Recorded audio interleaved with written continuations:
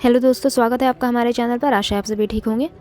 तो आज की हमारी क्लास हिंदी साहित्य से संबंधित प्रीवियस ईयर क्वेश्चंस पर आधारित रहने वाली है और उसमें भी केवल हम हिंदी साहित्य के अंतर्गत आपके केवल कहानी के प्रश्नों को लेकर आ रहे हैं। इससे पहले भी कहानी और निबंध से संबंधित काफ़ी सारे क्लासेस आ चुके हैं जिनके सभी प्रश्न प्रीवियस ईयर एग्जाम्स में आए हुए हैं। और आज की भी क्लास में जितने भी प्रश्न लिए गए हैं सभी महत्वपूर्ण रहेंगे, ध्यान दीजिएगा और अंत तक जुड़े रहिएगा। किसी प्रश्न में कोई डाउट हो तो आप कमेंट करके ज़रूर बता सकते हैं। देखते हैं पहला प्रश्न। दामुल का कैदी के लेखक कौन रहे? तो दामुल का कैदी के लेखक रहे प्रेमचंद। दामुल का कैदी के लेखक रहे प्रेमचंद। निर्मल वर्मा का चर्चित कहानी संग्रह निम्न में से कौन सा है? तो परिंदे निर्मल वर्मा द्वारा रचित इनका चर्चित कहानी संग्रह है। इसके अलावा पिछली गर्मियों में भी निर्मल वर्मा का एक चर्चित कहानी संग्रह माना जाता है। पिछली गर्मियों में निर्मल वर्मा द्वारा रचित एक महत्वपूर्ण कहानी संग्रह है। ठीक है, ध्यान दीजिएगा, ये एग्जाम में पूछा जाता है। तलाश किनकी कहानी है? तो कमलेश्वर की कहानी है। तलाश कमलेश्वर की कहानी है। तलाश आपकी कमलेश्वर की कहानी हो गई। जबकि बंजर किनकी कहानी है? तो दिनेश पालीवाल की कहानी है। बंजर दिनेश पालीवाल की कहानी है। बंजर दिनेश पालीवाल की कहानी है। आगे बढ़ेंगे। सफ़ेद कौवा कहानी की लेखिका कौन है? सफ़ेद कौवा कहानी की लेखिका कौन है? तो मंजुल भगत। सफ़ेद कौवा कहानी की लेखिका रही मंजुल भगत। निम्न में से किस कहानी के लेखक प्रेमचंद नहीं है? तो बड़े घर की बेटी, मिस पद्मा, ठाकुर का कुआं, इन तीनों कहानियों के रचयिता रहे प्रेमचंद, परंतु छोटा जादूगर नामक कहानी के रचयिता रहते हैं प्रसाद जी, जयशंकर प्रसाद जी। आगे बढ़ेंगे। इस प्रश्न को प्रश्न संख्या 5 को हम स्किप करेंगे। अगला प्रश्न है, तिरीछ पाल गुमरा का स्कूटर, पीली छतरी वाली लड़की, मोहनदास कहानियों के रचनाकार कौन रहे? तिरीछ पाल गुमरा का स्कूटर, पीली छतरी वाली लड़की एवं मोहनदास नामक कहानियों के रचयिता रहे उदय प्रकाश जी। ठीक है, आगे बढ़ते हैं। कहानी इतिवृत्ति हो तो हो। ठीक है, कहानी इतिवृत्ति हो तो हो यानी उसमें स्थित्यंतर कहानी इतिवृत्ति हो तो हो यानी उसमें स्थिति से स्थित्यंतर अर्थात जीवन गति होनी चाहिए। काल का कुछ स्पंदन, कुछ तनाव अनुभव हो, वही तो कहानी का रस है। यहाँ पे है हो जाएगा। कहानी के विषय में उपयुक्त विचार किनका है? कहानी के विषय में उपयुक्त विचार किस लेखक का है? तो ज्ञानेंद्र कुमार जी का है। कहानी इतिवृत्ति हो तो हो यानी उसमें स्थिति से स्थित्यंतर अर्थात जीवन गति होनी चाहिए। काल का कुछ स्पंदन, कुछ तनाव अनुभव हो, वही तो कहानी का रस है। यह कहानी के विषय में यह पंक्ति किनकी है, फिर यह विचार किनके हैं? तो ज्ञानेंद्र कुमार जी के हैं। अगला प्रश्न, निम्न में से कौन सी रचनाएं भारतीय प्रशासन व्यवस्था पर सटीक व्यंग करती है? निम्न में से कौन सी रचनाएं? तो भोलानाथ का जीव और भोलानाथ का जीव और जामुन का पेड़। भोलानाथ का जीव और जामुन का पेड़, ये जो रचनाएं हैं भारतीय प्रशासन व्यवस्था पर सटीक व्यंग करती है। भोलाराम का जीव किनकी रचना है? तो हरिशंकर परसाई जी की रचना है। भोलाराम का जीव हरिशंकर परसाई जी की रचना है। जबकि जामुन का पेड़ किनकी रचना है? तो कृष्णचंद्र जी की रचना है। कृष्णचंद्र जी द्वारा रचित कहानी है। जामुन का पेड़ कृष्णचंद्र जी द्वारा रचित कहानी है। आगे बढ़ेंगे। गैंग्रीन कहानी की मालती बचपन में कैसी लड़की थी? गैंग्रीन कहानी की मालती बचपन में कैसी लड़की थी? तो उद्धत और चंचल लड़की थी। उद्धत और चंचल लड़की थी। एक और विशेषता है, उद्धत और चंचल लड़की थी और चोरी से क्लास से भागने वाली लड़की थी। उद्धत और चंचल लड़की थी। इसके अलावा चोरी से क्लास से भागने वाली लड़की थी गैंग्रीन कहानी की मालती। तीसरी कसम कहानी में गाड़ीवान ने कौन सा सामान न लादने की कसम खाई? तीसरी कसम कहानी में गाड़ीवान ने कौन सा सामान न लादने की कसम खाई? तो दुल्हन की डोली। तीसरी कसम कहानी में गाड़ीवान ने दुल्हन की डोली न लादने की कसम नहीं खाई। तीसरी कसम कहानी में गाड़ीवान ने कौन सा सामान न लादने की कसम नहीं खाई? थोड़ा अजीब सा प्रश्न है। तो दुल्हन की डोली गाड़ीवान ने न लादने की कसम नहीं खाई। ठीक है, तीसरी कसम जो यह कहानी रही फणीश्वरनाथ रेणु की प्रसिद्ध कहानी मारे गए। तीसरी कसम जो कहानी रही यह फणीश्वरनाथ रेणु द्वारा रचित तीसरी कसम उर्फ मारे गए गुलफाम पर आधारित रही थी। ठीक है, फणीश्वर नाथ रेणु द्वारा रचित तीसरी कसम उर्फ मारे के गुलफाम पर आधारित रही थी। आगे बढ़ेंगे। अगला प्रश्न है, बच्चन सिंह सिहर गया और उसके हाथों की अभ्यस्त निठुराई को जैसे मानवीय कोमलता ने धीरे से छू लिया। उपयुक्त कथन किस कहानी का है?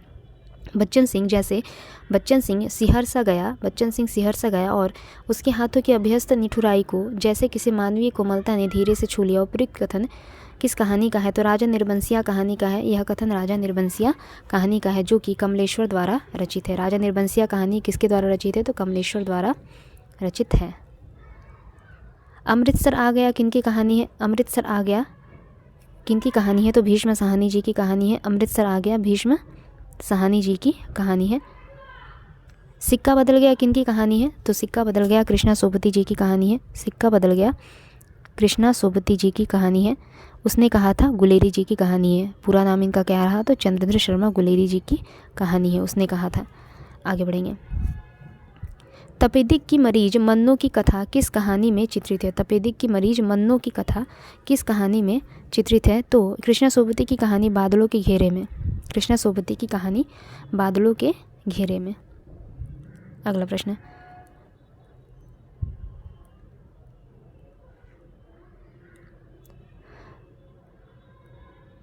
अच्छा यहाँ पे जो है ये ज़िंदगी और गुलाब किनकी कहानी है? तो उषा प्रेमवदा की कहानी है। ज़िंदगी और गुलाब उषा प्रेमवदा जी की कहानी है। जबकि मैं हार गई किनकी कहानी है? तो मन्नू भंडारी की कहानी है। मैं हार गई मन्नू भंडारी जी की कहानी है। अगला प्रश्न, निम्न में से कौन सा सुमेलित है? निम्न में से कौन सा सुमेलित है? तो गदल मोहन राकेश जी की कहानी नहीं है। गदल मोहन राकेश जी की कहानी नहीं है। गुल की बन्नो रांगे राघव जी की कहानी नहीं है। पिसनहारी का कुआं प्रेमचंद जी की कहानी है, यह सही है। एक ठहरा हुआ चाकू, यह मोहन राकेश जी की कहानी नहीं है। तो इनमें से सही क्या हो गया? पिसनहारी का कुआं प्रेमचंद जी की कहानी है। गदल किनकी कहानी है? तो रांगे राघव जी की कहानी है। गदल रांगे राघव जी की कहानी है। ठीक है, गदल रांगे राघव जी की कहानी है। गुल की बन्नो किनकी कहानी है? तो गुल की बन्नो धर्मवीर भारती की कहानी है। गुल की बन्नो धर्मवीर भारती की कहानी है। एक ठहरा हुआ चाकू किनकी कहानी है? तो मोहन राकेश जी की कहानी। एक ठहरा हुआ चाकू मोहन राकेश जी की कहानी है। अगला प्रश्न है, प्रकाशन वर्ष के अनुसार सही अनुक्रम हमें बताना है। प्रकाशन वर्ष के अनुसार सही अनुक्रम हो जाएगा, सतह से उठता आदमी, इंसान के खंडहर, परिंदे, पीली छतरी वाली लड़की। इसका सही अनुक्रम हो जाएगा इंसान के खंडहर। पहले नंबर पर हो जाएगा इंसान के खंडहर। इसका प्रकाशन वर्ष रहा 1950। रचयिता कौन रहते हैं? तो मोहन राकेश जी। रचयिता रहे मोहन राकेश जी। इसके बाद परिंदे आ जाएगा 2 नंबर पर। परिंदे का प्रकाशन वर्ष रहा 1960। रचयिता कौन रहते हैं? तो निर्मल वर्मा। परिंदे के रचयिता कौन रहे? निर्मल वर्मा। तीसरे नंबर पर आ जाएगा सतह से उठता आदमी। सतह से उठता आदमी का प्रकाशन वर्ष रहा 1971। रचयिता कौन रहे? तो मुक्तिबोध जी। रचयिता रहे गजानन माधव मुक्तिबोध जी। गजानन माधव मुक्तिबोध जी। चौथे नंबर पर पीली छतरी वाली लड़की। पीली छतरी वाली लड़की का प्रकाशन वर्ष रहा 2001। रचयिता कौन रहे? तो उदय प्रकाश जी। देखिए, पहले नंबर पर इंसान के खंडहर, प्रकाशन वर्ष रहा 1950, मोहन राकेश जी रचयिता रहे। दूसरा परिंदे 1960, निर्मल वर्मा। तीसरा सतह से उठता आदमी 1971, गजानन माधव मुक्तिबोध जी। चौथा पीली छतरी वाली लड़की 2001, उदय प्रकाश जी। अगला प्रश्न,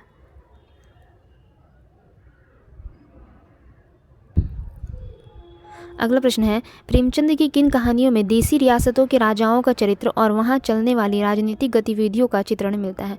प्रेमचंद की किन कहानियों में देसी रियासतों के राजाओं का चरित्र और वहां चलने वाली राजनीतिक गतिविधियों का चित्रण मिलता है? तो रियासत का दीवान और शतरंज के खिलाड़ी। रियासत का दीवान और शतरंज के खिलाड़ी। प्रेमचंद द्वारा रचित रियासत का दीवान और शतरंज के खिलाड़ी, इन 2 कहानियों में देसी रियासतों के राजाओं का चरित्र और वहाँ चलने वाली राजनीतिक गतिविधियों का चित्रण मिलता है। किन किन कहानियों में? तो रियासत का दीवान और शतरंज के खिलाड़ी नामक कहानी में। निम्न में से किस कहानी में नौकरी के सिलसिले में बाहर रहने के कारण गजाधर बाबू की लंबी अनुपस्थिति उन्हें परिवार के ढांचे से बाहर कर देती है? तो वापसी नामक कहानी में। ठीक है, वापसी कहानी किनके द्वारा रचित है? तो उषा प्रियंवदा की रचना है। वापसी किनकी कहानी है? तो उषा प्रियंवदा की कहानी है वापसी। आगे बढ़ेंगे। प्रकाशन काल के अनुसार निम्नलिखित कहानियों का सही अनुक्रम क्या हो जाएगा? तो प्रकाशन काल के अनुसार इन कहानियों का सही अनुक्रम है परिंदे। एक मिनट, सबसे पहले नंबर पर आ जाएगा उसने कहा था का प्रकाशन वर्ष रहा 1915। रचयिता रहे गुलेरी जी। काफ़ी बार आ चुका है यह प्रश्न, रचयिता रहे गुलेरी जी। दूसरे नंबर पर आकाशदीप का प्रकाशन वर्ष रहा 1929। रचयिता कौन रहे? तो जयशंकर प्रसाद जी। तीसरे नंबर पर आ गया ईदगाह का प्रकाशन वर्ष रहा 1933। रचयिता कौन रहे? तो प्रेमचंद जी। चौथे नंबर पर आ गया परिंदे का प्रकाशन वर्ष रहा 1960। रचयिता रहे निर्मल वर्मा जी। रचयिता कौन रहे? तो निर्मल वर्मा जी। ठीक है, सबसे पहला उसने कहा था 1915, आकाशदीप 1929, ईदगाह 1933, परिंदे 1960। आगे बढ़ेंगे। हिंदी में किनको मनोविश्लेषणवादी के रूप में प्रसिद्धि प्राप्त है? निम्न में से किन्हें मनोविश्लेषणवादी लेखक कार के रूप में प्रसिद्धि प्राप्त है?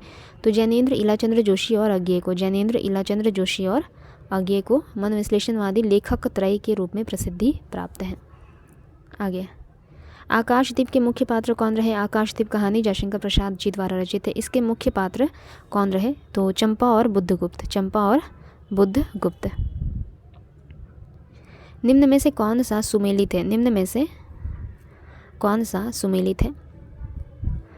डिप्टी कलेक्टर कमलेश्वर द्वारा रचित नहीं है। राजा निर्बंसिया अमरकांत की रचना नहीं है। बादलों के घेरे उषा प्रियंवदा की रचना नहीं है। यही सच है मनु भंडारी की रचना है।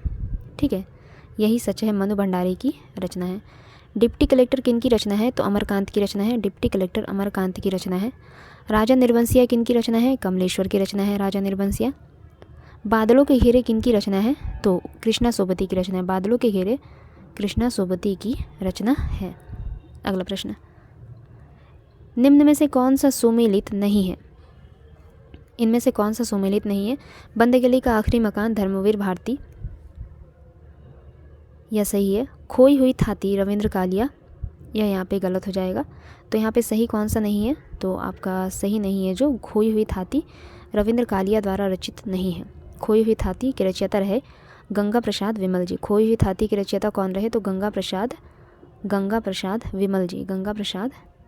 विमल जी। जबकि बंद गली का आखिरी मकान के रचयिता रहते हैं धर्मवीर भारती। एक और जिंदगी के रचयिता मोहन राकेश। रसप्रिया के रचयिता फणीश्वर नाथ रेणु। अगला प्रश्न, आरंभिक हिंदी कहानी प्लेग की चुड़ैल के लेखक कौन रहे? तो भगवान दास। आरंभिक हिंदी कहानी प्लेग की चुड़ैल के लेखक रहे भगवान दास। अगला प्रश्न, निम्न में से कौन सा सुमेलित नहीं है? इनमें से कौन सा सुमेलित नहीं है? तो विपथगा जैनेंद्र ये सुमेलित नहीं है, यह सही नहीं है। विपथगा किन की रचना है? तो अज्ञे की रचना है। विपथगा जो है यह जैनेंद्र की रचना ना होकर के किन की रचना है? तो अज्ञे की रचना है। विपथगा अज्ञे की रचना है। आहुति इलाचंद्र जोशी सही है। कर्मनाशा के हार शिवप्रसाद सिंह सही है। भस्मावृत चिंगारी यशपाल, यह भी सही है। अगला प्रश्न है, निम्नलिखित में से कौन सा कहानी संग्रह नासिरा शर्मा का है? निम्न में से कौन सा कहानी संग्रह नासिरा शर्मा द्वारा रचित है? तो चल खुसरो घर अपने, स्विमिंग पूल, बोलने वाली औरत, पत्थर गली जो रचना है यह नासिरा शर्मा द्वारा रचित है। पत्थर गली नामक कहानी संग्रह है जो यह नासिरा शर्मा द्वारा रचित है। नासिरा शर्मा की कुछ अन्य कहानियाँ हैं जैसे शामी कागज़, खुदा की वापसी, इंसानी नस्ल, दूसरा ताजमहल आदि। शामी कागज़, खुदा की वापसी, इंसानी नस्ल, दूसरा ताजमहल आदि, ये सभी कहानियाँ किनके द्वारा रचित है? तो नासिरा शर्मा जी द्वारा रचित है। कोसी का घटवार कहानी के लेखक कौन रहे? कोसी का घटवार कहानी के लेखक रहे शेखर जोशी जी। शेखर जोशी के कुछ अन्य कहानी संग्रह है, जैसे साथ के लोग, हलवाहा हलवाहा, मेरा पहाड़, नौरंगी बीमार है, डांगरी वाले इत्यादि। साथ के लोग, हलवाहा, मेरा पहाड़, नौरंगी बीमार है, डांगरी वाले इत्यादि, ये सभी रचनाएं शेखर जोशी जी द्वारा रचित है।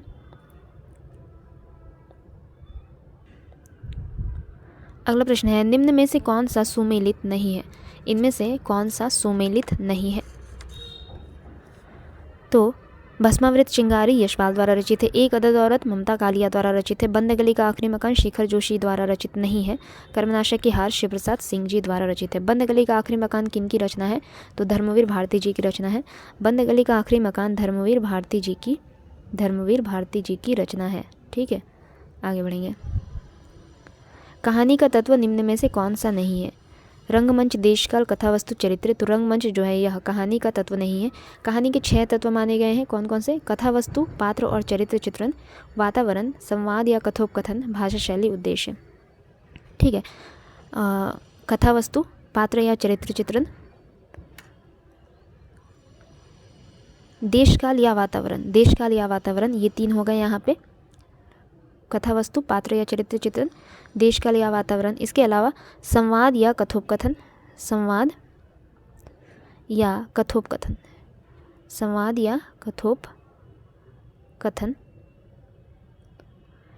इसके अलावा भाषा शैली